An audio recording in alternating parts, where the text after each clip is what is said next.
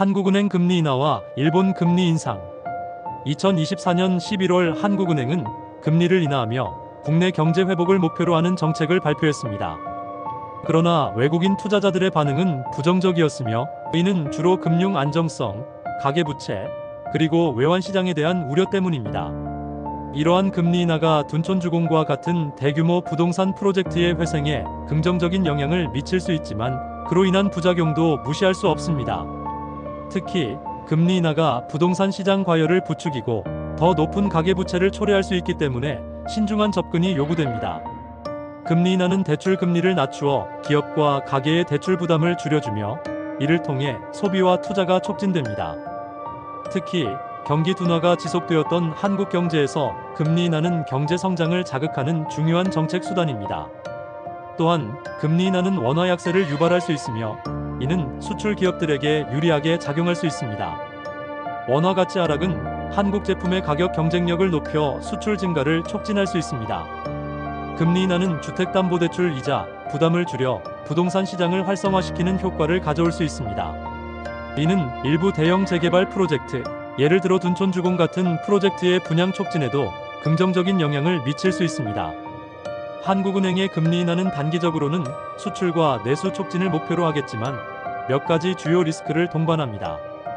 금리 인하로 인해 주택담보대출이 활성화되며 이미 과열된 부동산 시장에 추가적인 가격 상승 압력을 가할 수 있습니다.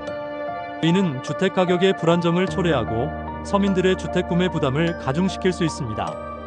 한국은 세계에서 가장 높은 수준의 가계부채를 기록하고 있으며 금리 인하는 더 많은 사람들이 대출을 받아 소비를 촉진할 수 있게 만듭니다. 이는 단기적으로는 경제 성장을 자극할 수 있지만 장기적으로 가계부채의 갚을 부담이 커질 수 있습니다. 금리 인하가 경제 활성화에는 도움이 될 수 있지만 동시에 소비와 수요 증가로 물가 상승 압력을 일으킬 수 있습니다. 현재 세계적인 에너지 가격 상승과 공급망 문제로 인한 물가 상승이 지속되고 있어 금리 인하가 인플레이션을 악화시킬 우려가 존재합니다. 이번 금리 인하는 둔촌주공과 같은 대규모 재개발 프로젝트를 살리려는 의도가 담겨 있을 수 있습니다. 정부는 부동산 시장의 회복을 위해 금리 인하를 단행하며 특히 서울 강남구의 대표적인 재개발 프로젝트인 둔촌주공과 같은 대형 프로젝트가 성공적인 분양을 통해 부동산 시장에 활력을 불어넣기를 기대하고 있습니다. 하지만 이러한 정책이 중장기적으로 부동산 시장에 버블을 일으킬 수 있다는 점에서 우려도 존재합니다. 일본은 지난 수년간 저금리 정책을 유지해왔지만 최근 물가 상승 압력이 커지고 있습니다. 일본의 소비자 물가는 지난 몇 년간 저조했으나 글로벌 에너지 가격 상승과 공급망 문제로 인해 물가는 서서히 상승하고 있습니다. 일본 정부는 물가 상승을 억제하기 위해 금리 인상을 고려할 수 있습니다. 특히 일본은행은 2024년 12월에 금리를 올릴 가능성이 있다는 분석이 나오고 있습니다.